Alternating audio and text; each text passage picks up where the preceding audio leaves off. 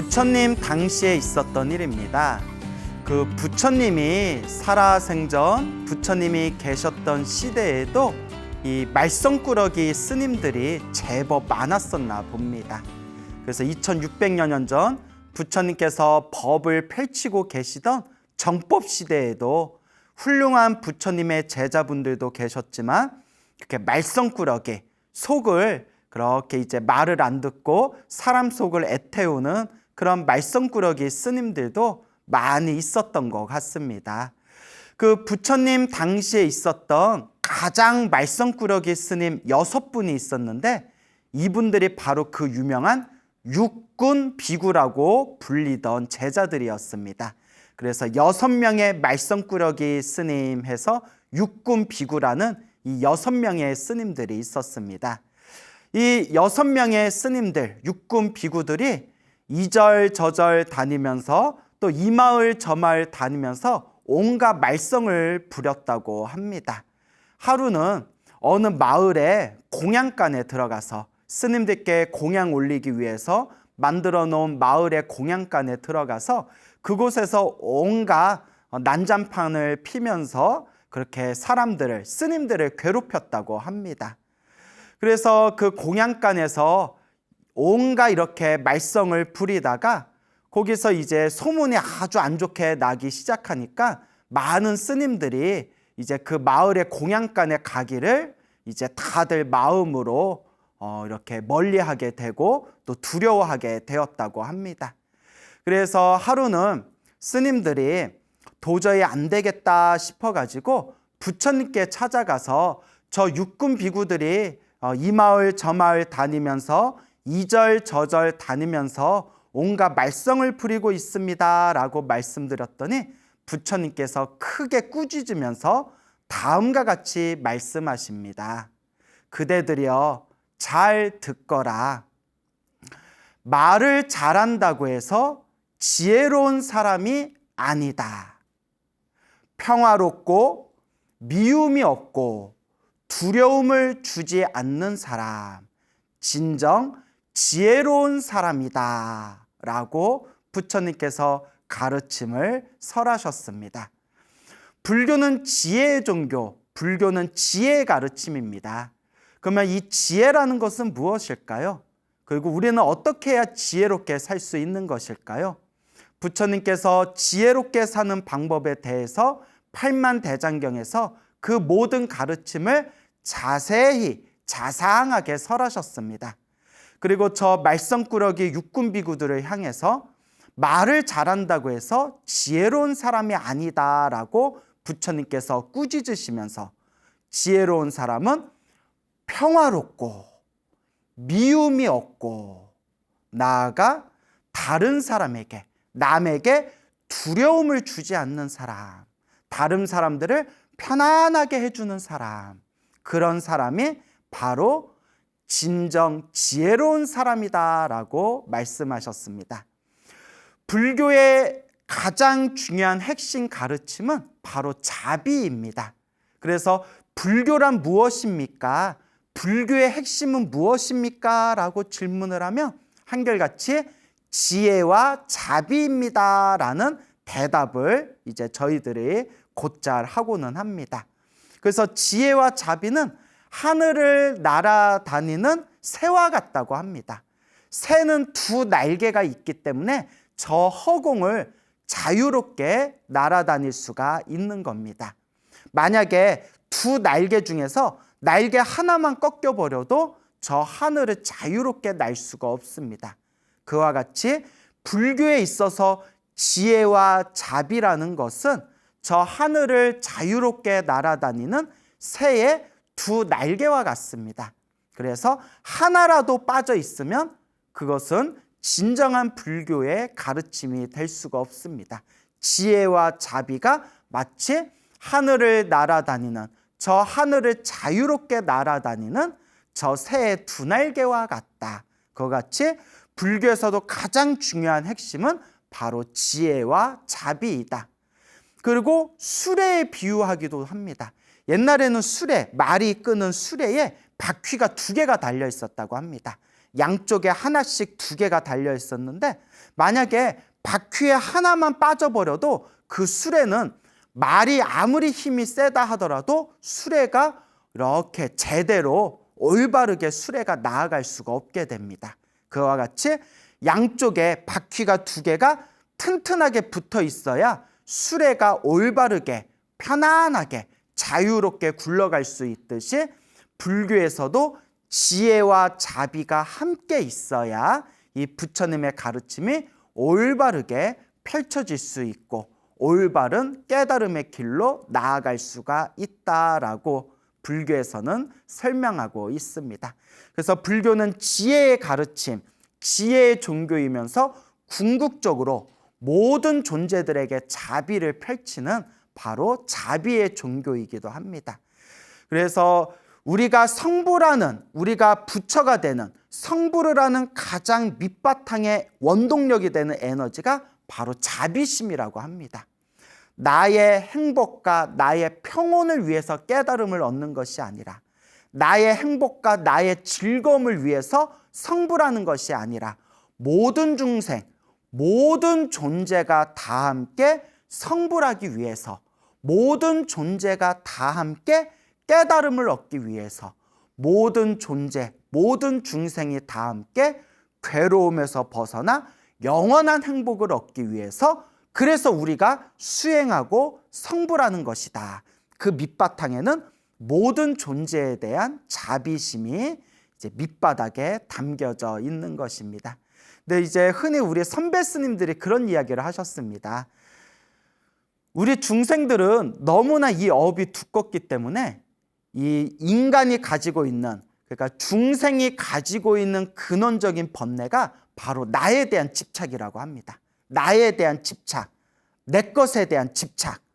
그렇기 때문에 중생들은 남을 위해서 산다고 말은 하지만 실질적으로는 나를 중심으로 살아갈 수밖에 없는 게 중생의 번뇌의 뿌리고 중생의 근원적인 업장이라고 합니다.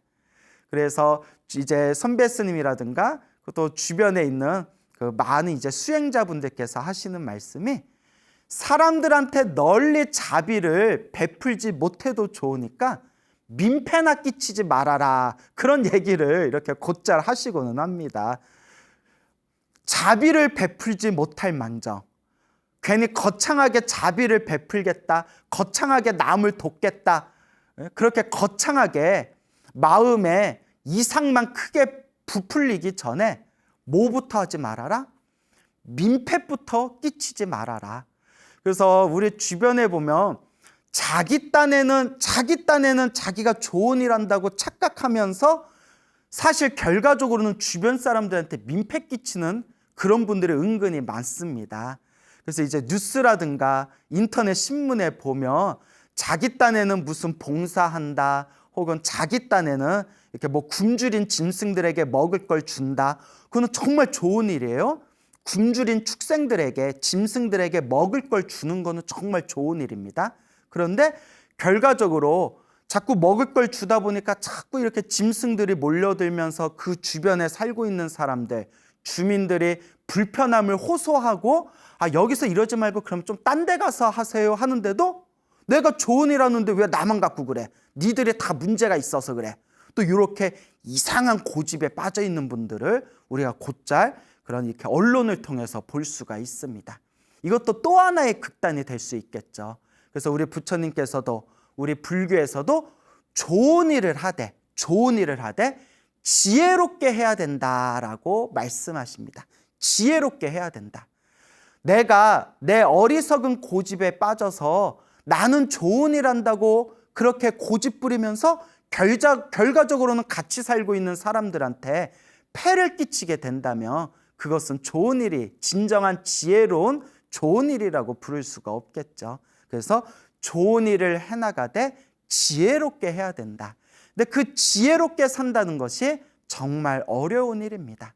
그래서 부처님께서는 다른 사람들에게 함부로 대하고 말썽을 피우고 다른 사람들에게 민폐를 끼치는, 폐를 끼치는 육군 비구들을 향해서 크게 꾸짖으면서 하시는 말씀이 진짜 지혜로움은 진짜 지혜로운 사람은 어떤 사람이냐?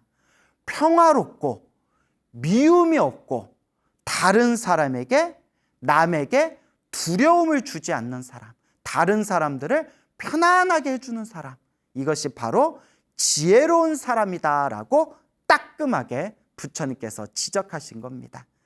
그래서 우리가 항상 마음 공부를 할 때 처음에는 잘 안 돼요. 제가 항상 여러분들에게 말씀드리지만 우리 중생은 시작 없는 옛적부터 지금까지 살아오면서 몸과 말과 생각으로 지은 업의 습관이 있어요.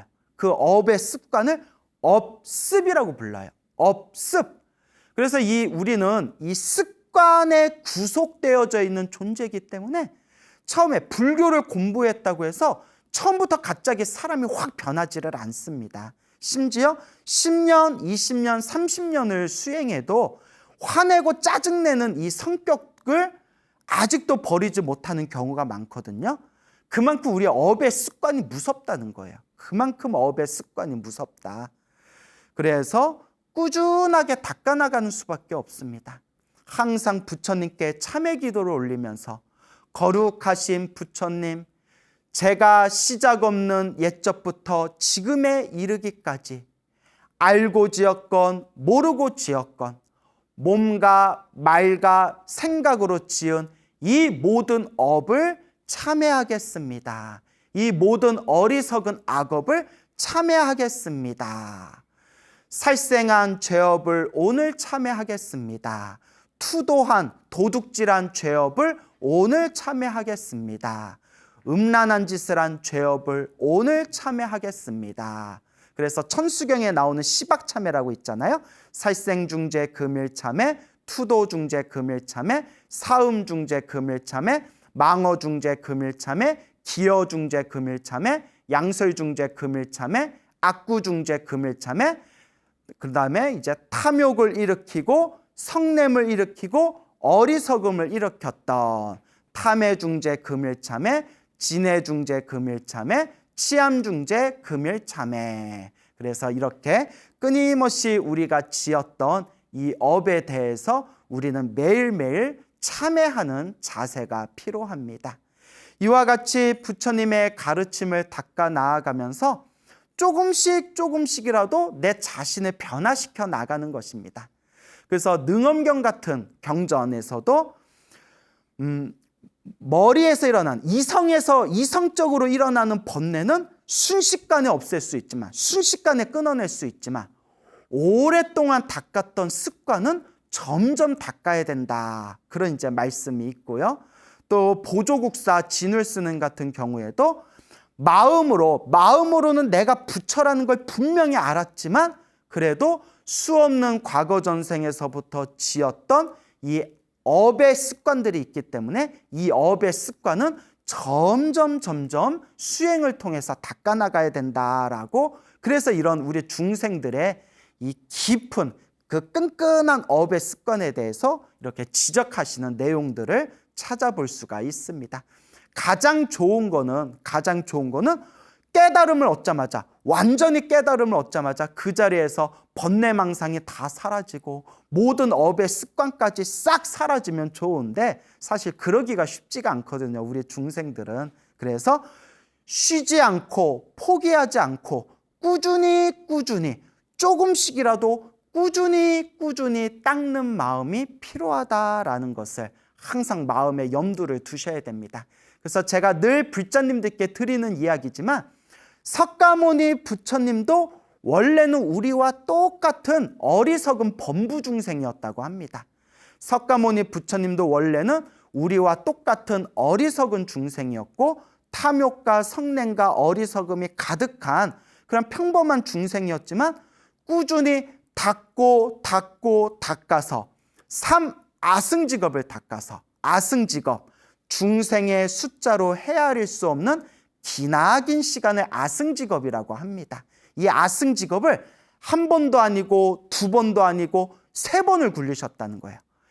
인간의 숫자로 헤아릴 수 없는 기나긴 시간을 세 번을 굴릴 동안 꾸준하게 닦아서 저렇게 위대한 부처님이 되셨다.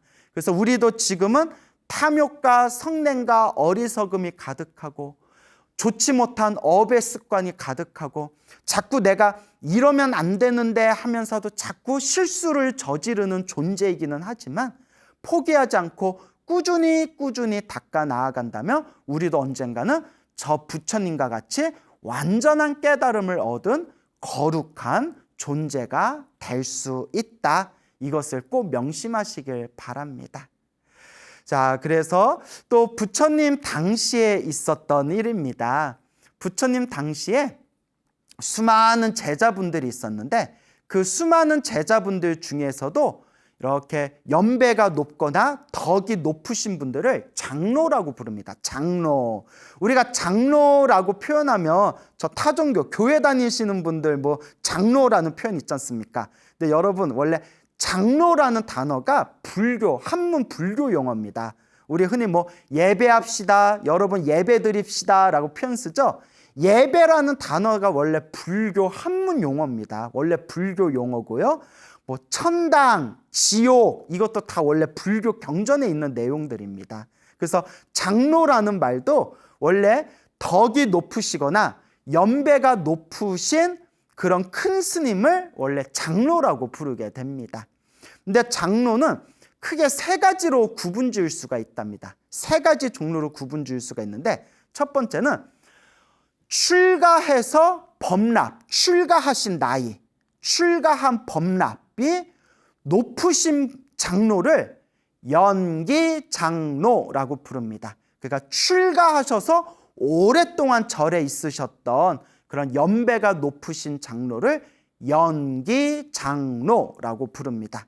또 두 번째는 법을 잘 이해하고 부처님의 법에 대해서 해박하게 알고 계시는 법이 높으신 분을 법장로라고 부릅니다. 법장로.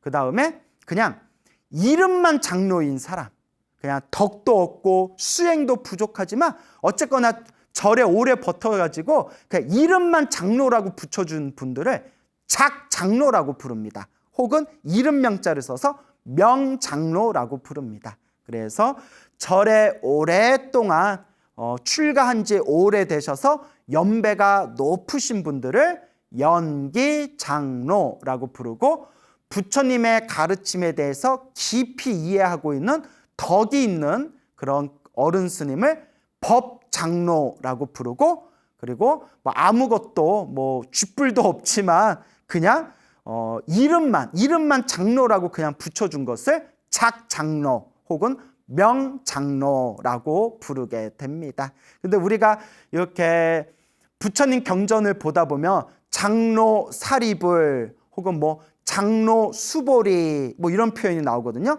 부처님 경전에 나오는 장로라고 표현하는 분들은 이제 법이 깊으신 분, 덕이 깊으신 분들을 이제 통칭하는 표현이 되겠죠. 어쨌거나 부처님 당시에 여러 명의 장로들이 있었습니다. 이제 연배가 높으시고 뭐 나름대로 공부를 열심히 하신 이제 장로분들이 이제 계셨나 봅니다. 근데 이 장로분들 중에서도 젊은 제자가 있는 장로가 있고 아직 제자가 없는 장로들도 있었나 봅니다. 뭐 그것도 자기 인연법이죠. 우리 스님들도 절에 오래 가셨는데도 제자가 없는 분들이 계시고 또 절에 들어오셔서 이제 상자 받을, 제자 받을 시기가 되니까 뭐 전생에 무슨 인연법이 있으셨는지 또 상자를 금방 쉽게 인연 맺는 분들이 또 계시거든요. 뭐 그거에 다 자기 인연법이고.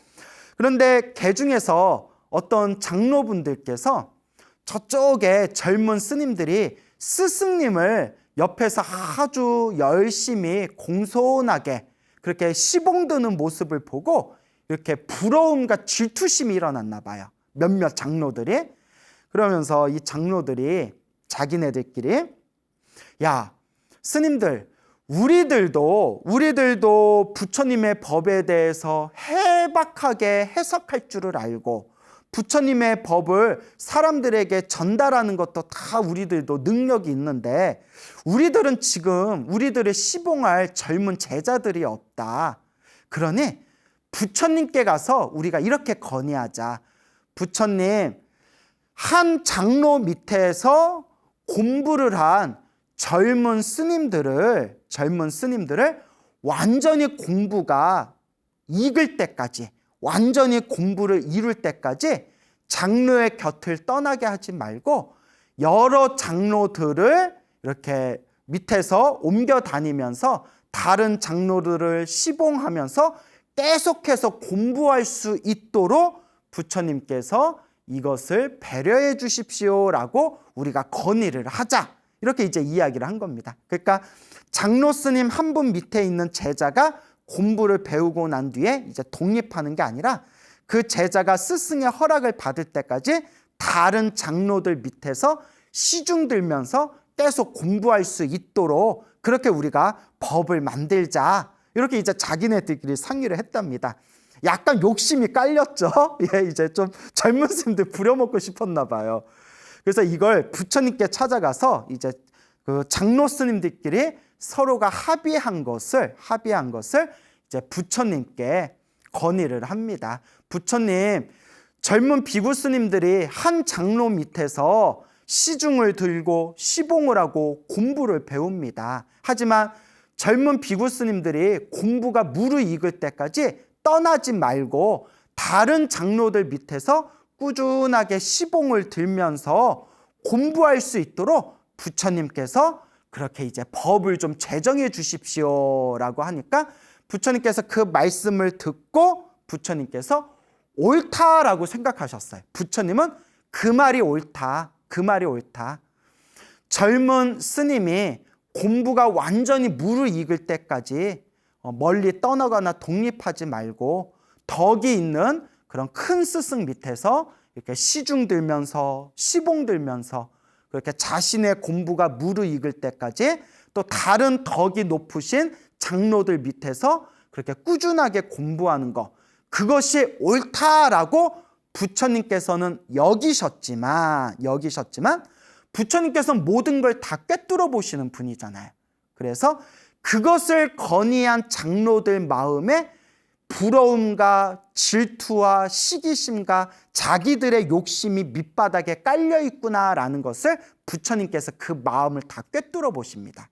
그러면서 부처님께서 짐짓 말씀을 우회적으로 돌리셔서 거룩하게 수행하는 공덕가, 이 아라한, 모든 번뇌와 욕망이 사라진 아라한의 청정하고 맑고 깨끗한 아라한의 거룩한 삶에 대해서 부처님께서 설법을 하십니다.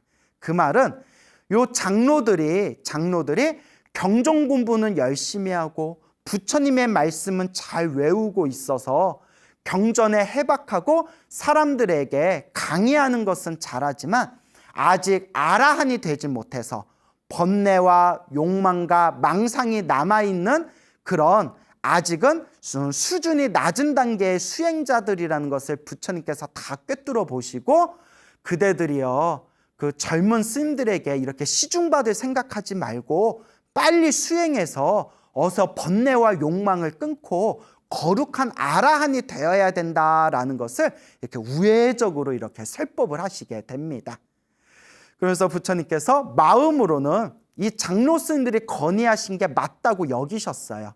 젊은 스님들이 독립하지 말고 그렇게 덕이 있는 스님들 밑에서 시중 들고 시봉 들면서 자신의 공부가 무르익을 때까지 장로 스님들을 이렇게 시봉해야 된다. 하지만 부처님께서 그것을 건의한 장로 스님들 밑바탕에 그 욕망이 있다는 것을 꿰뚫어 보시고 거룩한 아라한의 삶에 대해서 이제 설법을 쫙 펼치십니다. 그리고 마지막에 부처님께서 다음과 같은 개송을 설하십니다. 말을 잘하고 겉모습이 잘생겼어도 질투하고 인색하고 교활한 사람은 훌륭한 사람이 아니다. 이런 허물을 뿌리째 뽑아버리고 성냄을 없앤 지혜로운 사람, 진정 훌륭한 사람이다 라고 부처님께서 개송을 설하셨습니다. 자, 부처님께서 하신 말씀, 그대들이요 말을 잘하고 또 겉모습이 멋있고 잘생겼다 하더라도 그런 사람이 훌륭한 사람이 아니다. 그러니까 그런 사람이 진정한 장로가 아니다. 마음에 질투심이 있고, 그리고 마음에 인색함이 있고, 그리고 마음에 교활한 사람은 뭐 이렇게 꾀를 내 가지고 이렇게 교활한 사람들은 훌륭한 사람이 아니다. 아무리 말을 잘하고 아무리 남들을 보기에 겉모습이 훌륭해 보여도 이 마음에 번뇌와 욕망과 망상이 있다면 훌륭한 사람이 아니다. 진정한 장로가 아니다. 이런 망상을, 이런 허물을 뿌리째 뽑아버리고 그 미세한 밑바닥에 있는 그 번뇌 그 한 뿌리조차도 남김없이 다 뽑아버리고 탐욕과 성냄과 어리석음을 모두 없앤, 성냄을 없앤 지혜로운 사람, 이것이 바로 진정 훌륭한 사람이고, 이것이 진정 가장 훌륭한 올바른 의미의 장로이다. 그런 의미로 부처님께서 법문을 하신 겁니다. 자, 이와 같이 우리 중생들이 우리 스스로의 마음을 이렇게 살펴보면 우리 마음에 일어나고 사라지고 일어나고 사라지는 우리 마음의 이 흐름을 살펴보면 요 마음의 흐름 그 순간순간의 마음의 작용 그 밑바탕에는 항상 나라는 게 있습니다. 나, 내 거, 내 거. 그러니까 번뇌가 있는 중생은 이 세상을 살아가면서 근원적으로 나를 중심으로 해서 살아갈 수밖에 없는 겁니다. 그게 바로 번뇌의 힘입니다. 하지만 완전한 깨달음을 얻고 번뇌와 욕망이 사라진 거룩한 성자는 내 것이라는 게 완전히 소멸해버렸다고 합니다. 정말 놀랍지 않을 수가 없습니다. 과연 정말 나와 내 것이라는 걸 완벽하게 소멸할 수 있는 그런 깨달음의 경지가 있을까요? 부처님께서는 분명히 있다고 하셨습니다. 그리고 나와 내 것이라는 걸 완벽하게 소멸한 거룩한 성자들을 아라한이라고 부르셨고, 그리고 한 걸음 더 나아가서 모든 중생들의 깨달음, 모든 중생들과 다 함께 성불하겠다는 원력으로 수행하는 대승의 수행자, 보살들은 나를 위해서 살아가지 않고 오롯이 남을 위해서 살아간다고 합니다. 그래서 보살사상, 대승 보살사상의 가장 핵심이라고 일컬어지는 보현행원품이라는 가르침이 있습니다. 보현행원품, 아마 절에 다니시고 불교 공부 좀 하신 분들은 다 한 번씩은 들어보셨을 겁니다. 이 보현행원품이라는 가르침이 있는데, 이 보현행원의 가르침에 대해서 성철 스님께서도 이 보현행원이 가장 불교에서 중요한 핵심 사상이다라고 수없이 말씀을 하셨습니다. 그러면서 성철 스님께서도 깨달은 자는 어떤 삶을 사는가, 깨달음을 얻은 자는 보현행원의 삶을 살게 된다라고 말씀하셨습니다. 그러면서 이 보현행원의 삶이란 무엇인가? 오로지 남을 위해서 사는 것, 오로지 남의 행복을 위해서 자신의 모든 것을 내려놓고 남의 행복을 위해서, 남을 위해서 살 수 있는 것, 그게 바로 보현행원의 정신이다라고 말씀을 하셨습니다. 우리같이 번뇌와 망상이 가득한 중생들은 아직은 꿈도 꾸지 못할 그런 심오한 그런 깨달음의 세계고, 자비, 대자대비의 마음의 세계입니다. 그렇지만 우리도 이렇게 꾸준히 마음을 닦고 닦다 보면 우리 내면에서도 저절로 모든 중생들의 행복을 위해서, 모든 중생들의 깨달음을 위해서, 모든 중생들과 다 함께 성불하기 위해서 내가 마음을 닦아야 되겠구나라는 보현행원의 원력이 언젠가는 우리 밑바탕에서 자연스럽게 올날이 있을 것입니다. 자, 이와 같이 부처님께서는 항상 우리 중생들에게 항상 가장 중요한 것은 이 마음을 닦는 것, 그리고 이 마음을 깨치는 것, 그리고 이 마음을 잘 다스리고, 그리고 이 마음을 잘 깨치고 닦은 이 마음의 지혜와 자비의 힘으로 널리 중생들에게 공덕을 펼치는 것. 그래서 우리가 부처님의 말씀을 모아놓은 팔만대장경을 한 글자로 만들면 마음심자가 된다고 하지 않습니까? 마음심자. 결국 이 마음을 어떻게 깨쳐야 될 것인가? 이 마음을 어떻게 닦아야 될 것인가? 이 마음을 어떻게 다스려야 될 것인가? 결국 이 마음의 문제, 이 마음이 불교에서 가장 중요한 화두가 될 것입니다. 부처님 당시에 있었던 일입니다. 부처님 당시에 액구다나라는 스님이 계셨다고 합니다. 액구다나라는 스님이 계셨는데요. 이 액구다나 스님께서 이제 멀리 이제 대중 스님들을 떠나서 혼자 깊은 숲속에 들어가서 숲에서 홀로 오로지 깨달음을 위해서 수행하고 정진하고 계셨다고 합니다.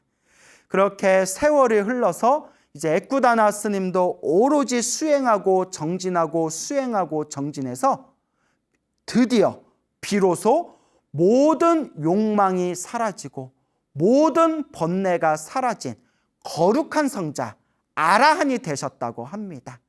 이제 거룩한 성자 아라한이 되셔서 이제 어느 날 포살일이었다고 합니다. 포살. 불교에서 말하는 포살은 안거 기간에 안거 때에 보름에 한 번씩 초하루 보름, 그래서 보름에 한 번씩 이제 부처님께서 설하신 계율을 낭송하고 그리고 사람들에게 법문을 해주는 그런 날을 포살이라고 부릅니다. 포살. 계율을 낭송하고 그리고 중생들에게 법문을 해주는 날. 그래서 보름에 한 번씩 이런 포살이라는 의식이 있었습니다. 그래서 부처님께서 나의 제자 비구들은 마땅히 포살을 준수해야 된다. 포살을 엄격하게 지켜야 된다라는 부처님의 말씀을 받들어서 비록 자기가 숲속에서 혼자 있었어도 혼자이면서도 항상 보름에 한 번씩 이 포살을 지켰다고 합니다. 그래서 포살 때가 되면 이제 당신께서 만들어 놓은 자그마한 법상 위에 올라가서 법상에서 혼자서 계율을 낭송하시고 또 실제로 아무도 듣는 사람이 없는데 실제로 이제 법문을 듣는 사람이 있다라고 생각하고 혼자서 이렇게 법문을 하셨나 봅니다.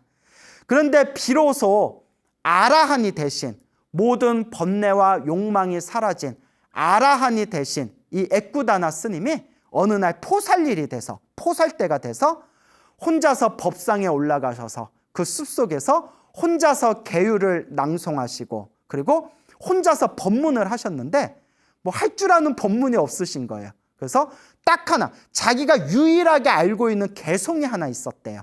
액구다나 스님이 유일하게 외우고 있는 개송 하나가 있었는데 이 부처님의 말씀 다른 걸 알고 있는 게 딱히 없어가지고 이 포살리 이 법문을 할 때 홀로 자기가 유일하게 알고 있는 이 개송을 포살일에 법문에서 설했다고 합니다. 텅 비어있는 숲속에서 홀로 아라한의 맑고 깨끗한 고요한 그런 마음으로 포살일에 법상 위에서 다음과 같이 개송을 설하십니다. 거룩한 마음을 가지고 항상 깨어있는 사람은 지혜의 길을 걷는다. 공덕을 갖추고 번뇌가 사라진 아라한에게 슬픔은 일어나지 않는다. 라는 이 짧은 개송을 설하는 순간 숲속에 떠나갈 정도로 감탄의 소리가 울려 퍼지면서 사방에서 막 박수 소리가 막 나왔대요. 숲속에 아무도 없는데 어디서 사람의 환호성 소리가 들리고 어디서 박수 소리가 나왔을까요? 그 숲의 나무에서 살고 있는 목신, 나무에 붙어 사는 신들, 목신들이 비록 사람 눈에는 보이지 않지만 깊은 숲속에 살고 있는 나무의 신, 목신들이 아라한이신 에꾸다나 스님의 그 거룩한 개송, 하나의 개송을 듣는 순간 다 함께 감동하면서 다 함께 환호성을 지르면서 다 함께 이제 박수를 보내면서 그 에꾸다나 스님에게 공경 예배의 마음을 올렸다고 합니다. 며칠이 지난 뒤에 부처님의 가르침에 해박한 두 분의 장로 스님이 각각 500명의 제자들을 데리고 우연히 그 숲속에 들어오셨다고 합니다. 각각의 장로 두 분이 500명의 제자들을 데리고 왔으니 이제 1000명의 비구 스님들이 모여 있었겠죠. 그래서 각각의 경전에 해박하신 두 분의 장로 스님께서 500명의 이제 제자들을 데리고 모두 합쳐서 1000명이겠죠. 숲속에 이제 들어와서 홀로 수행하고 있는 에꾸다나 스님과 이렇게 대화를 나눕니다. 에꾸다나 스님과 대화를 나누는데 에꾸다나 스님이 아라한이라는 걸 전혀 모르고 있었던 거예요. 거룩하신 아라한인 걸 모르고 보니까 뭐 숲에서 평생 숲에서 거의 살다시피 했으니 얼마나 뭐 꾀죄죄 했겠어요. 예? 그 꾀죄죄하고 나이도 들어 보이고 이렇게 대화 나눠보니까 부처님 경전에 대해서 많이 알고 있는 것 같지도 않고 그냥 사람 좋아 보이는 평범한 노스님인가 보다 이렇게 생각하고 그냥 아무렇지도 않게 그냥 서로 대화를 나누고 있는데 에꾸다나 스님이 아이고 스님들 잘 오셨습니다. 그렇잖아도 오늘이 포살이지 않습니까? 오늘 함께 우리 계율을 낭송하고 오늘 좀 법문을 해주십시오 하니까 이 두 분의 장로 스님들께서 아니 여기 법문 들을 신도들이 누가 있다고 법문을 합니까? 하니까 아닙니다. 제가 포살일에 제가 법문을 했더니 여기저기서 다 함께 박수를 치면서 다 함께 환호성을 질렀습니다. 아니 누가요? 나무에 살고 있는 목신들이 박수를 치고 환호성을 지르고 다 함께 공경예배하였습니다. 그러니까 두 분의 장로 스님이 이 스님 좀 이상하다. 목신이? 나무의 신들이? 그래가지고 어쨌거나 포살일이니까 부처님께서 정하신 법규대로 이제 법상에 올라서 계율을 낭송하고 계율을 낭송하는 걸 마친 뒤에 한 분의 스님이 부처님의 경전을 외우면 옆에 있는 한 분의 장로 스님이 그 부처님 경전의 말씀을 하나하나 해석하는 그런 법문의 시간을 가졌답니다. 그래서 두 분의 장로 스님이 너무나 경전에 해박하셔가지고 부처님의 거룩한 말씀을 암송하고 그 암송한 부처님의 말씀을 옆에서 자세하게 해석을 해줬는데 한참의 법문이 끝나고 난 뒤에도 아무런 박수 소리가 들리지 않는 거예요.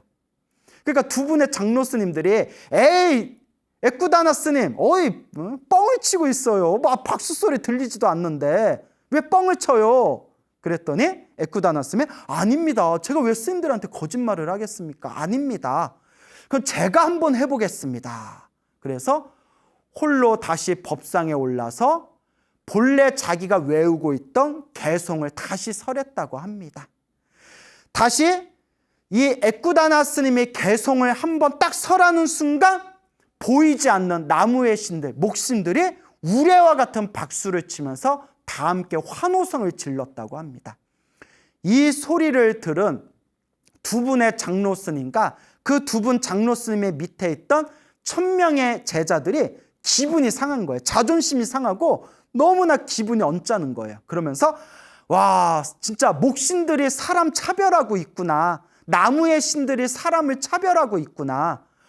우리 거룩하신 장로 스님들은 부처님의 경전에 저렇게 해박하시고 이렇게 해설을 자세하게 해주셨는데 저렇게 꼬질꼬질 나이 들어 보이는 저 스님이 겨우 개송 한번 설한 것 같고 이렇게 박수치고 환호성을 지르다니 이거는 너무나 불공평하다. 아 여기 목신들이 텃세 부리는구나. 이제 이렇게 막 기분을 언짢아했대요.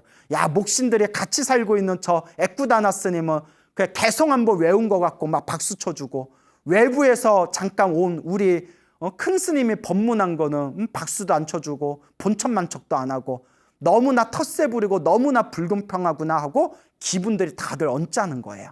그래서 부처님이 계신 사원으로 다시 돌아온 뒤에 부처님께 이 모든 자초지종을 설명했다고 합니다. 부처님께 그 에꾸다나 스님의 숲속에서 있었던 일들을 부처님께 그대로 고했더니 부처님께서 이 모든 걸 다 꿰뚫어 보시고, 이 장로 스님들과 이 1000명의 비구 스님들은 저 숲속에 살고 있는 에꾸다나 스님이 거룩한 아라한인 줄도 모르고 이러한 어리석은 실수를 저질렀구나라고 부처님께서 모든 걸 다 꿰뚫어 보신 뒤에 그 두 분의 장로 스님들과 그 밑에는 각각의 제자 500명들 합쳐서 1000명의 비구 스님들에게 자세하게 자상하게 법을 설하십니다. 그리고 마지막에 부처님께서 다음과 같은 개송을 설하십니다. 그대들이여, 말을 유식하게 한다고 법을 지닌 사람이 아니다. 법문을 적게 들었어도 몸과 마음으로 이해하고 법을 잊지 않고 실천하는 사람, 진정 법을 지닌 사람이다. 법문을 적게 들었어도 몸과 마음으로 이해하고 실천하는 사람, 그런 사람이 바로 진정 법을 가진 사람이다 라고 부처님께서 개송을 설하셨습니다. 부처님의 가르침을 모아놓은 것을 팔만대장경이라고 하고, 팔만대장경의 가르침은 평생을 연구해도 끝이 없습니다. 더더구나 지금 우리 불교가 한국 불교, 중국 불교, 북방 불교, 티베트 불교, 인도 불교, 저 미얀마, 스리랑카, 태국의 남방 불교, 그 외에 일본 불교, 베트남 불교, 수많은 불교들의 사상들이 펼쳐져 있지 않습니까? 평생을 연구해도 끝이 없습니다. 하지만 부처님께서는 이와 같이 우리들에게 간곡하게 말씀하십니다. 유식하다고 해서, 말을 유식하게 한다고 해서, 그러니까 머릿속에 뭘 많이 안다고 해서 진정 법을 지닌 사람이 아니다. 법문을 적게 들었어도 비록 아는 것이, 부처님의 아는 법문이 비록 조금밖에 알지 못한다 하더라도 마음으로 이해하고 실천하는 사람, 그런 사람이 법을 지닌 사람이다. 우리 불자분들이 항상 마음속에 되새겨야 할 가르침이라 생각합니다. 사람으로 태어나기 어렵고 부처님의 가르침 만나기 참으로 어렵다 하셨습니다. 우리가 이번 생에 사람으로 태어나 이렇게 소중한 부처님의 법을 만났으니 이번 생 항상 마음을 닦고 항상 복과 선업과 공덕을 닦는 그런 진정한 불자의 삶을 닦아 나아가시기 바랍니다. 우리 석가모니 부처님 당시에 있었던 일입니다. 2600여 년 전 석가모니 부처님 제자 중에 뽀틸라라는 스님이 있었습니다. 뽀틸라라는 스님이 있었는데요. 이 뽀틸라 스님은 삼장법사였습니다. 삼장법사. 그래서 이 삼장, 불교에서는 이제 삼장이라는 표현이 있는데요. 삼장은 경, 견장, 율, 율장, 논, 논장. 그래서 경, 율, 론, 경장, 율장, 논장 해서 경율론 삼장이다라고 이야기를 합니다. 경은 부처님의 말씀을 모아놓은 것을 경이라고 합니다. 경. 그래서 우리가 경전이라고 하죠. 무슨 경, 금강경, 법화경 하듯이 부처님의 말씀을 모아놓은 것을 경이라고 하고요.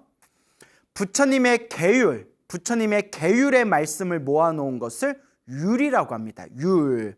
뭐뭐 하지 말아라, 뭐뭐 하지 말아라. 이렇게 부처님의 계율에 대한 가르침을 모아놓은 것을 율이라고 하고요.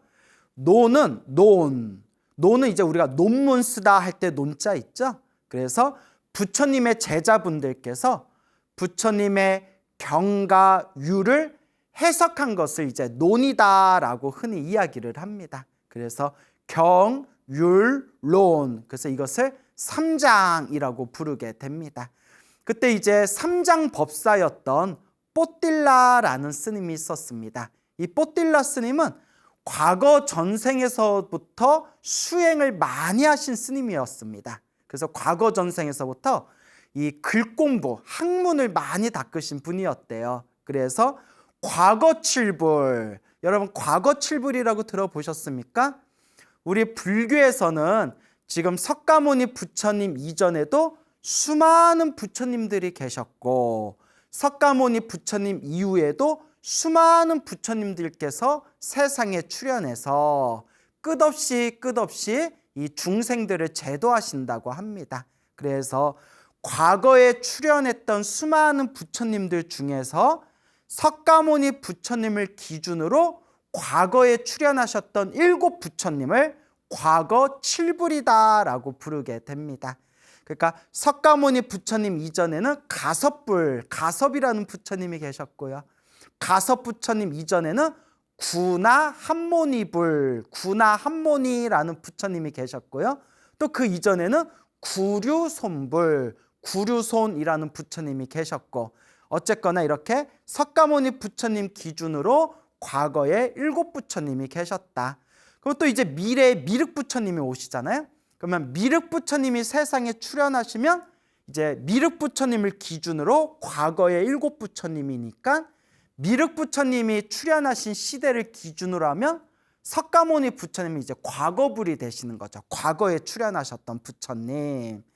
자, 그래서 석가모니 부처님 이전으로 과거 칠불, 과거에 출현하셨던 7 부처님 시대 때에도 이 뽀딜라 스님은 삼장법사였다고 합니다. 그러니까 과거 전생에서부터 어마어마하게 이제 공부를 많이 하신 스님이셨어요. 그래서 이 삼장법사는 부처님의 경, 율, 론 삼장을 달달달달달 외우고 해박한 그런 어떤 부처님 가르침에 대한 지식을 담고 있어야 삼장법사라는 그런 명예로운 호칭을 얻게 됩니다. 이 삼장법사였던 뽀딜라 스님은 아주 부처님 가르침에 대해서 박학다식하였고, 그리고 500명의 스님, 500명의 학인 스님들을 제자로 두고 이렇게 널리 법을 펼치는 그런 이제 삼장법사 뽀딜라라는 스님이 계셨습니다.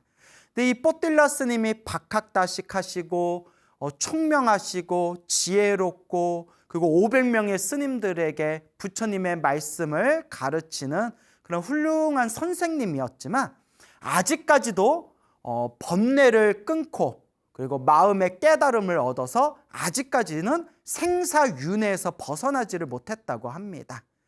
그러니까 이제 부처님께서 이 뽀딜라 스님을 탁 꿰뚫어 보고는, 저 뽀딜라는 아직도 깨달음을 얻지를 못하고 있구나. 아직도 이 생사윤회에서 벗어나서 번뇌를 소멸하고 깨달음을 얻어야 되겠다라는 마음을 아직도 일으키지를 못하고 있구나. 내가 마땅히, 이제 부처님께서 내가 마땅히 저 뽀딜라를 자극시켜서, 저 뽀딜라의 마음을 자극시켜서 뽀딜라가 깨달음을 얻도록 내가 분발시켜줘야겠다라고 이제 부처님께서 그런 거룩한 마음을 일으키십니다. 그래서 이제 뽀딜라의 마음을 자극시켜서 뽀딜라가 빨리 깨달음을 얻게 하기 위한 까닭으로 부처님께서 이제 뽀딜라에게 이렇게 이야기합니다. 뚜짜 뽀딜라여, 두짜 뽀딜라여. 뚜짜는 머리가 텅 비었다라는 뜻이래요. 와, 엄청 심한 말이죠. 우리가 이제 아무리 친한 사람이라 하더라도 우리가 친한 사람이다 하더라도 누군가에게 야, 너는 왜 이렇게 머리가 텅 폈냐? 머리가 깡통이냐? 이 뜻이잖아요. 머리가 깡통이다. 머리가 텅 폈다. 욕이죠. 근데 부처님이 수많은 제자들 앞에서도 뚜짜 뽀딜라여, 뚜짜 뽀딜라여, 뚜짜 뽀딜라여, 이리로 오거라. 뚜짜 뽀딜라여, 절을 하거라. 뚜짜 뽀딜라여, 앉아 있거라. 뚜짜 뽀딜라여, 일어나거라. 뚜짜 뽀딜라여, 어서 가거라. 그러니까 뽀딜라 스님을 항상 이렇게 지칭할 때마다 뚜짜 뚜짜, 머리가 텅 빈 뽀뛸라요, 머리가 텅 빈 뽀뛸라요. 항상 그렇게 심한 말을 하시는 거예요. 얼마나 이 뽀뛸라 스님이 수치스러웠겠어요. 근데 여기서 이제 중요한 게 있습니다, 여러분. 부처님께서는 과거, 현재, 미래를 다 꿰뚫어 보시고 또 중생들의 그 수준, 중생들의 근기, 중생들의 타고난 그릇, 중생들의 성품, 중생들의 성질을 완벽하게 꿰뚫어 보신답니다. 부처님께서는 항상 중생을 제도할 때 과거, 현재, 미래를 다 꿰뚫어 보시고 중생들의 그 근기와 수준과 그릇과 성향을 완벽하게 꿰뚫어 보시면서 중생들을 제도하신다고 합니다. 그래서 부처님께서 뽀뛸라를 머리가 텅 빈 뽀뛸라요, 뚜짜 뽀뛸라, 뚜짜 뽀뛸라 하신 것은 그 뽀뛸라 스님의 마음을 다 꿰뚫어 보시고 부처님의 그런 어떤 모욕적인 그런 말을 충분히 받아들일 만한 그릇이라는 걸 알기 때문에 부처님께서 그와 같은 방법을 쓰신 겁니다. 부처님께서는 함부로 그렇게 말씀하시는 분이 아니라 이 중생은 받아들일 만한 그릇이구나 하면 그 그릇에 맞춰서, 눈높이에 맞춰서 법을 설하시고, 아직은 받아들이지 못할 만한 그릇이구나 하면 부처님께서는 그 중생에 대해서 또 눈높이에 맞춰가지고 또 그에 맞춰서 법을 설하시게 됩니다.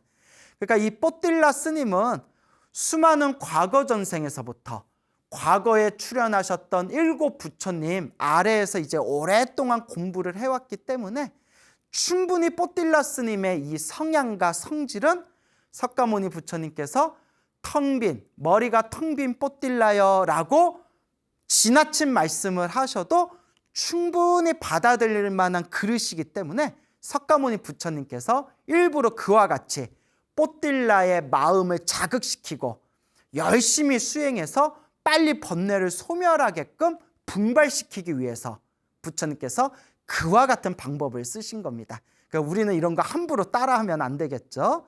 그래서 석가모니 부처님이 이제 모든 걸 다 꿰뚫어 보시고 뚜짜 뽀뛸라요, 뚜짜 뽀뛸라요 이제 이렇게 말씀을 하시니까 어느 날 뽀뛸라가 곰곰이 이제 고민에 빠집니다. 나는 부처님의 경, 율, 론 3장을 완벽하게 이해하고 암기하고 있다. 나는 500명의 수많은 이 제자 스님들에게 부처님의 법을 전달하고 있다.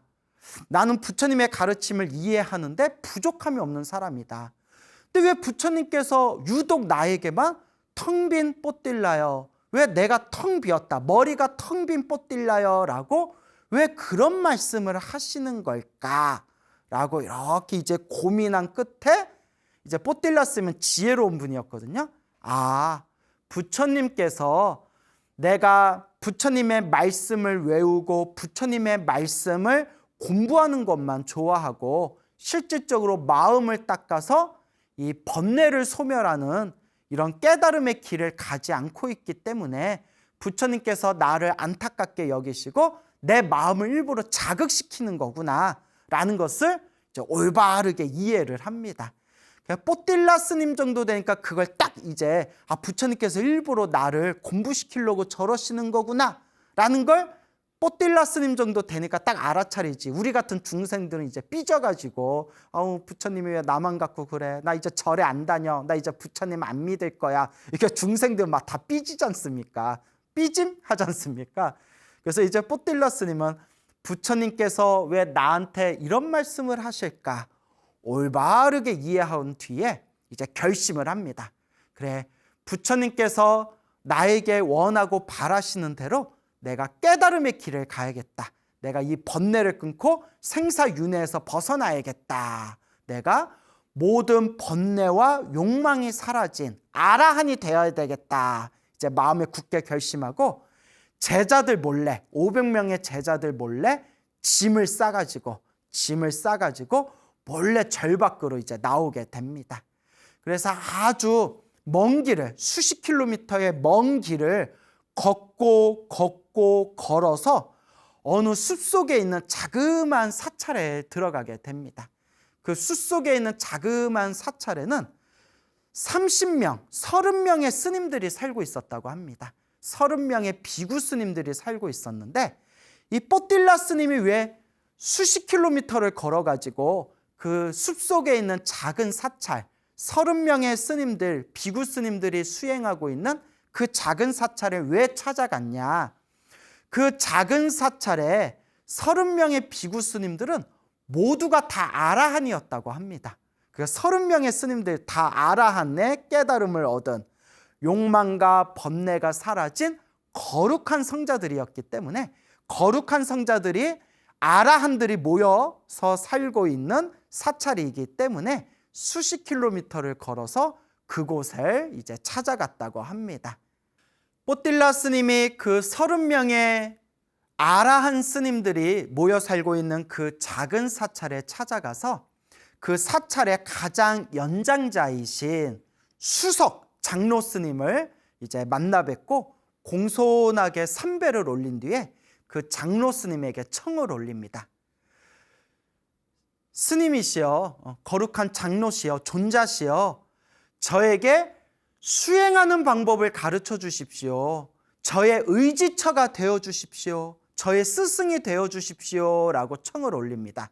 그때 이 수석 장로이신 이 아라한 스님께서 그 뽀딜라 스님을 이렇게 이제 마음을 꿰뚫어 보고, 이 뽀딜라 스님은 이 삼장법사로서 부처님의 가르침에 스스로 박학다식하다. 자기가 부처님의 가르침을 아주 잘 외우고 있고 잘 이해하고 있다라는 그런 교만심이 있다. 이 교만심을 먼저 꺾어줘야겠다. 이 아집, 나에 대한 집착과 내가 잘났다는 교만심이 있다면 결코 수행할 수가 없다. 먼저 이 잘나고 잘난 뽀딜라 스님을, 뽀딜라 스님이 실제로 잘난 스님은 맞잖아요. 이제 삼장법사시고, 이 뽀딜라 스님의 그 잘났다라는 그 마음부터, 그 교만심부터 먼저 꺾어줘야 되겠다라고 이제 생각을 하면서 뽀딜라 스님에게 이렇게 이야기합니다. 스님, 뽀딜라 스님, 스님은 수많은 사람들의 스승입니다. 500명의 제자들을 거느리고 있는 그런 아주 훌륭한 스님이신데, 저 같은 사람한테 찾아와서 제가 스님께 무엇을 가르쳐 줄 수 있겠습니까?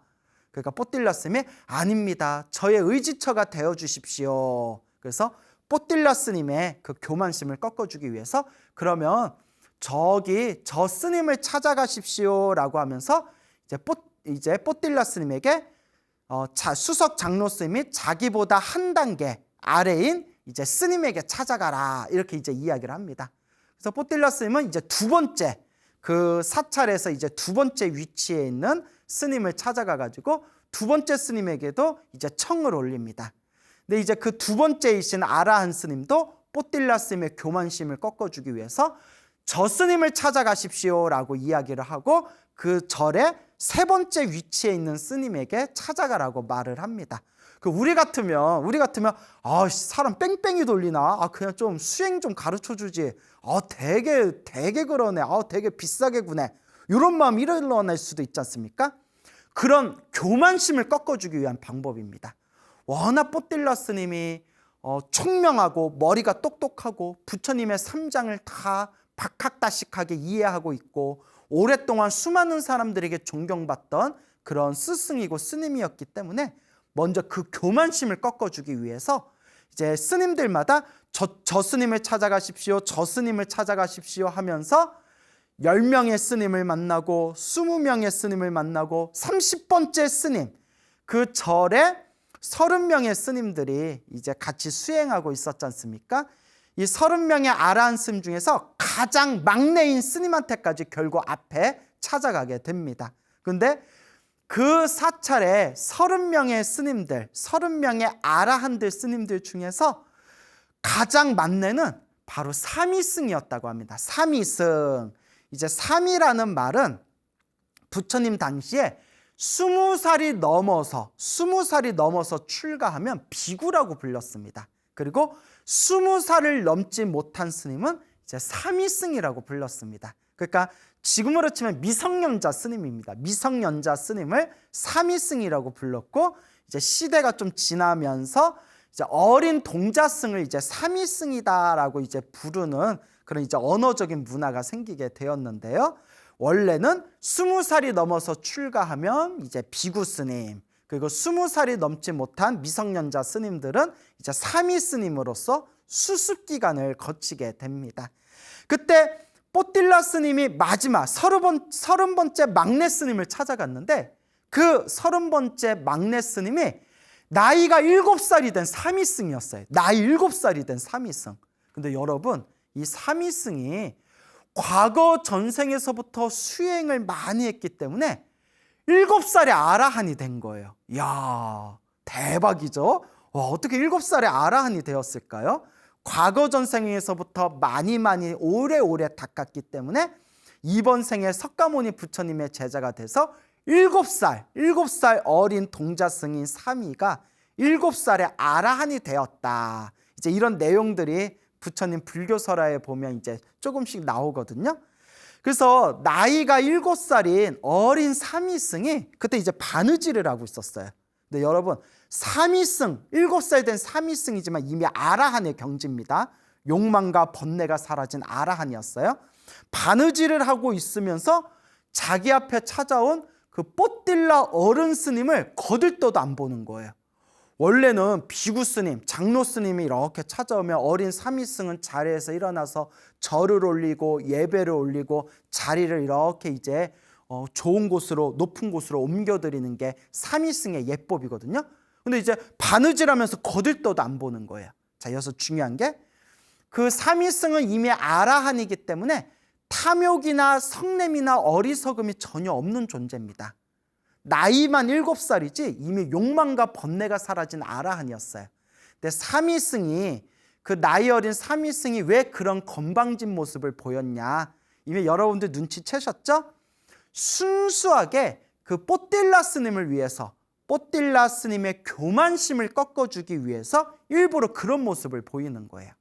그러니까 뽀딜라 스님이 그 나이 어린 사미승에게 스님 나의 의지처가 되어 주십시오 라고 이제 청을 올립니다. 이 정도면 뽀딜라 스님은 거의 교만심이 꺾인 거나 다름이 없어요. 가장 높은 어른 스님을 찾아가서 저의 스승이 되어 주십시오 라고 했을 때 저 스님한테 찾아가십시오, 저 스님한테 찾아가십시오 해서 30명의 스님들을 뺑뺑이 돌면서 스님들에게 가르침을 주십시오라고 했는데 오히려 빠꾸 먹고, 우리가 속된 말로 빠꾸 먹었다 이러잖아요. 빠꾸를 먹고 마지막에는 한참이나 나이가 어린 사미승 앞에까지 이렇게 공손하게 서서 두 손을 모아가지고 사미승이여, 스님 저에게 의지처가 되어 주십시오 라고 말할 정도면 사실상 교만심이 거의 꺾인 거나 다름이 없죠. 그때 이제 이 아라한이었던 나이 7살이 된 사미승이 뽀딜라 스님을 시험하기 위해서 이렇게 이야기합니다. 스님, 저한테 가르침을 배우려면 제가 하는 이야기, 제가 스님을 훈계하는 것을 달게 받아야 됩니다. 스님이 그러실 수 있겠습니까? 스님같이 잘나고 훌륭한 스님이 저처럼 나이 어린 이 사미승의 훈계를 달게 받을 수 있겠습니까? 기분 나쁘지 않겠습니까? 이렇게 살짝 찔러봐요. 쿡쿡 찔러봐요. 이제 시험하기 위한 거죠. 그때 뽀딜라 스님이 이렇게 대답합니다. 스님이 저에게 불 속으로 뛰어들려고 한다면 저는 그 불 속에도 뛰어들겠습니다. 그때 사미승이 이렇게 이야기합니다. 스님, 그러면 저 연못에 한번 풍덩 들어가십시오 라고 합니다.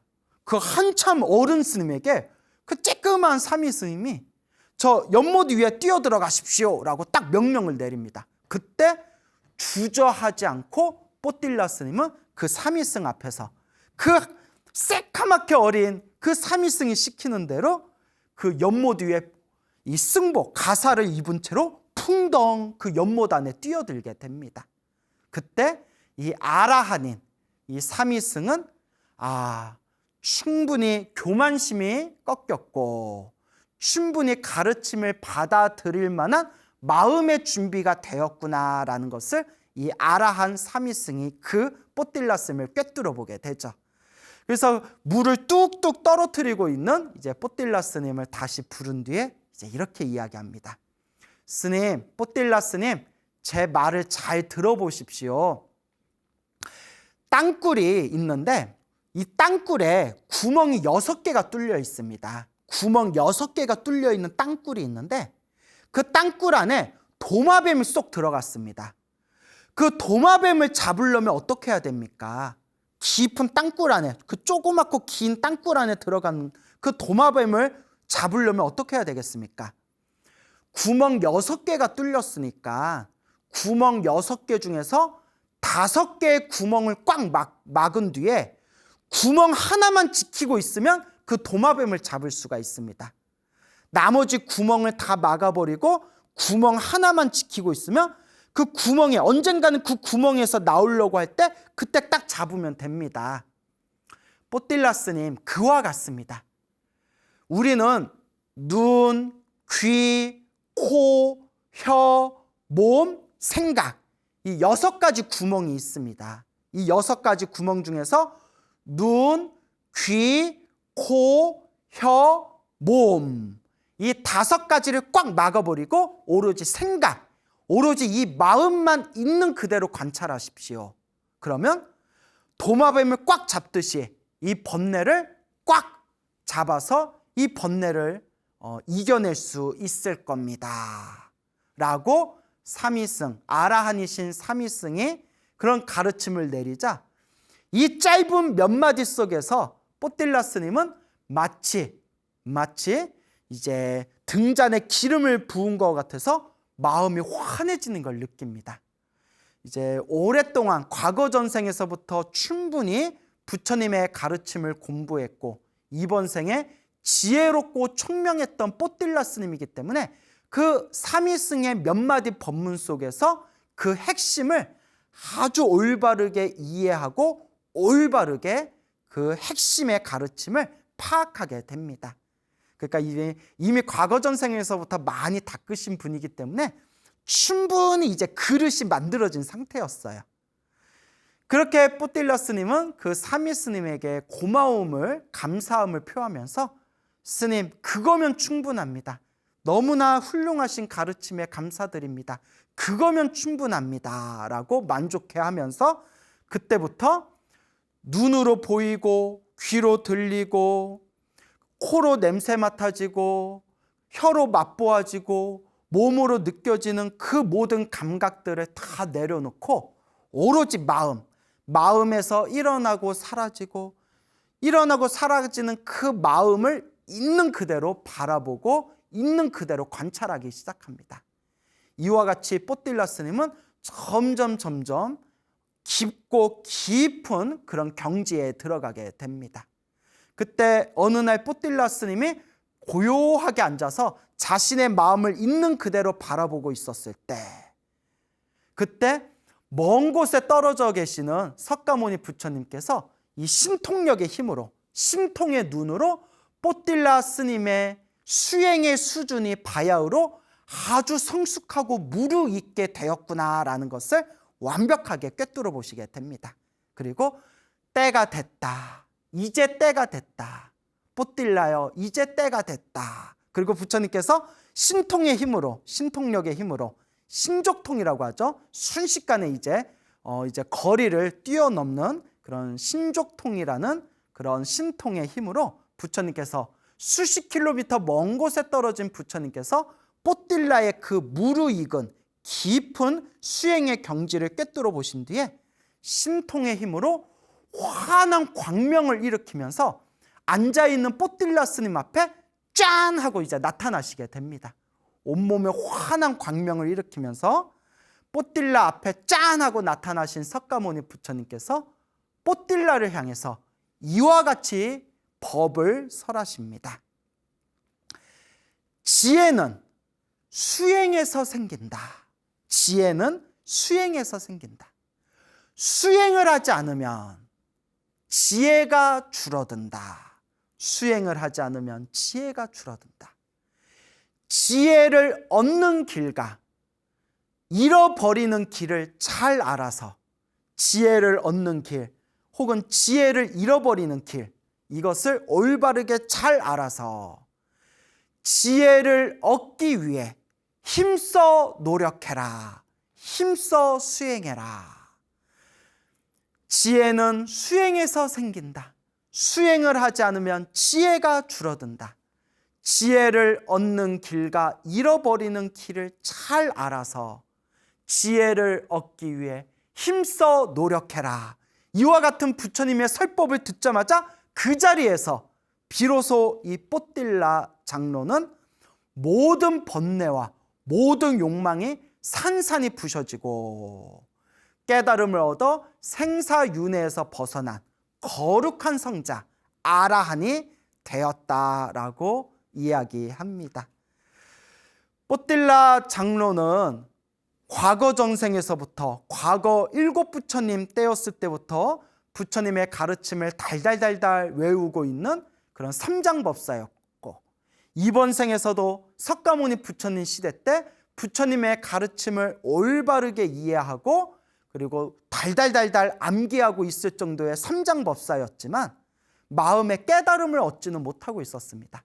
아무리 부처님의 그 수많은 팔만대장경을 다 외우고 있어도 깨달음을 얻지 못했는데, 올바른 방법으로 마음을 닦아서 비로소 마음의 경지가 무르익었을 때 부처님의 법문, 부처님의 그 짧은 말씀 하나도 어렵지가 않아요. 뭐 별로 어려운 얘기도 아니에요. 뭐 반야심경하고 금강경은 심오하기라도 하지, 반야심경이나 금강경의 가르침에 비하면 그렇게 뭐 어렵거나 특별하지도 않은 부처님의 설법 한마디, 그 개송 하나에 완전한 그런 어떤 아라한의 깨달음을 얻게 됩니다. 그래서 이와 같이 뽀딜라 스님께서 아라한이 되셨다라는 그런 자신의 교만함을 꺾어버리고 나라는 집착을 꺾어버리고 위대한 성자가 되신 이야기가 전해지고 있었습니다. 만약에 뽀딜라 스님이 석가모니 부처님께서 머리가 텅 빈 뽀딜라요, 머리가 텅 빈 뽀딜라요 라고 했을 때 막 삐지고 기분 나빠하고 부처님한테 막 서운해하고 이런 부정적인 마음을 일으켰더라면 뽀딜라 스님이 과연 아라한이 될 수 있었을까요? 그리고 뽀딜라 스님이 30명의 아라한 스님들이 모여 살고 있는 그 사찰에 가서 가르침을 청했을 때 그 스님들이 저 스님한테 찾아가 보세요, 저 스님한테 찾아가 보세요 하고 30명의 스님들한테 막 뺑뺑이를 돌렸을 때 기분 나쁘고 자존심 상해하고 그런 교만심을 일으켰다면 과연 아라한이 될 수 있었을까요? 그리고 마지막 30번째 스님을 만났는데 그 30번째 스님이 7살이 된, 나이 7살의 어린 그런 삼위승이었을 때 그것을 보고 내가 차라리 아라한이 안 되고 말지, 내가 저렇게 나이 조그만 삼위승한테 내가 과연 가르침을 받아야 되냐, 이런 교만심을 일으켰다면 과연 아라한이 될 수가 있었을까요? 그래서 우리 불교에서는 진정한 수행의 첫걸음을 이루기 위해서는 먼저 나 잘났다라는 생각, 아상과 아집과 이 교만부터, 이 아만심부터 내려놔야 된다라고 말씀하고 있습니다. 근데 저도 이렇게 말은 잘하지만 엄청 어려워요. 진짜 어려워요. 참 저도 숱하게 많은 분들과 이렇게 몸으로 부딪히면서 마음으로 느끼는 게, 이렇게 나 잘났다, 사실 내가 잘난 것도 없는데 잘난 게 없다는 걸 알면서도 나다, 내 것이다 라는 이 교만, 이 아만심을 딱 내려놓기가 이렇게 힘이 들구나라고 그렇게 이제 처절하게 느낄 때가 있습니다. 그래서 참 이 수행이라는 게 어렵고도 어려운 길입니다. 요 마음 하나 잘 쓰면 되는데 요 눈에 보이지도 않는 요 마음 하나 쓰기가 참 어렵고 어렵습니다. 하지만 꾸준히 닦아 나아가야겠죠. 이와 같이 우리가 부처님의 깨달음을 얻기 위해서는 먼저 이 아집, 아상, 아만, 이 교만심부터 내려놔야 된다. 그래서 이와 비슷한 이야기가 있습니다. 우리 한국에도 저 신라 시대 때 있었던 이야기라고 합니다. 그 신라 시대 때, 우리나라 신라 시대 때, 우리나라 그 신라 시대, 특히 통일 신라 시대 때가 한국 불교의 어떤 정점이었거든요. 그때 정말 뭐 의상대사라든가 원효대사라든가 숱한 기라성 같은 큰 스님들이 이제 출연했던 시대이기도 하죠. 그때 어느 비단장수, 비단을 팔던 비단 장사를 하던 청년이 있었습니다. 이 젊은이가 있었는데 이 비단을 장사하는 이 젊은이가 이제 비단을 등에다 이렇게 짊어지고 이렇게 높은 고갯길을 올라가다가 이제 고갯길을 다 넘어갈 때쯤에 힘들어가지고 양지 바른 곳에서 옆에다 이제 비단을 내려놓고 땀을 식히면서 이렇게 쉬고 있었답니다. 이렇게 한참 쉬고 있었는데 저기에 누더기를 입고 있는 어느 노스님이 가만히 이렇게 서 계시더래요. 움직이지도 않고 노스님이 가만히 서 있길래 이 젊은이가, 비단장수 젊은이가 궁금증이 일어납니다. 호기심이 일어나가지고 가만히 서 있는 누더기 입은 노스님께 찾아가서 스님 어디 편찮으세요? 왜 움직이지 않고 그렇게 가만히 서 계세요? 무슨 곡절이 있나요? 무슨 사연이 있나요? 그러니까 요 누더기를 입은 요 노스님께서 하시는 말씀이 내가 지금 중생에게 공양을 올리고 있어. 내가 지금 중생들에게 공양을 올리고 있습니다. 그러니까 젊은이가 아무리 주변을 둘러봐도 아무것도 없는데, 아니 아무것도 없는데 주변에 아무도 없고 누구 하나 없는데 도대체 무슨 공양을 올리신다는 거예요? 하니까 요 노스님이 하신 말씀이, 누더기 입은 노스님 하신 말씀이 내 몸에 이가 있는데, 그 옛날 이 있잖아요. 내 몸에 이가 있는데 내가 몸을 막 움직이면 이들이 내 피를 빨아먹기가 힘들까 봐 요 이한테 내가 내 피를 공양하기 위해서 지금 이렇게 가만히 있는 것이요. 그 말 듣고 젊은이가 깜짝 놀래가지고 참 별나다. 우리 같으면 딱 드는 생각에 더러워. 더럽잖아요. 막 이에다가 막 피 빠르라고. 그러니까 요새 현대 감각에는 좀 안 맞는 얘기예요. 옛날 그 노스님이 물론 도인 스님이시겠지만 여러분 아무리 이런 이야기가 아름답고 좋아도 이 키우면 돼야 안 돼요. 이 키우면 안 됩니다. 몸에다 이 키우고 다니면 안 되잖아요. 이제 요새 현대 감각에는 맞지 않는 얘기지만 그냥 전설 따라 산만리 그런 느낌으로 들어두시면 좋을 것 같아요. 그러니까 이 자비심이 거룩한 누더기 입은 노스님이 그 이들을 차마 죽일 수는 없고, 이들한테 내 피를 공양 올리고 있어. 내가 몸을 움직이면 이들이 피 빨아먹기 힘들 거 아니에요. 그래서 가만히 내가 서 있는 것이요. 그러니까 깜짝 놀라서 젊은이가 별나다라는 생각이 들었는데 그 노스님의 자비스러운 말씀에 가슴이 후두두두둑 하면서 가슴에 묘한 감정을 느낍니다. 생각해 보세요. 바깥에서는 먹고 사는 게 얼마나 힘들어요. 그 돈 몇 푼 때문에 사람을 해치기도 하고 사기치기도 하고 사람들한테 상처 주면서 정말 정쟁같이 살아가는 곳이 저 바깥 세계고 저 바로 또 경제활동이지 않습니까? 오죽하면 이 경제활동, 이 장사하고 돈을 버는 걸 약육강식이라고까지 표현하는 사람들이 있지 않습니까?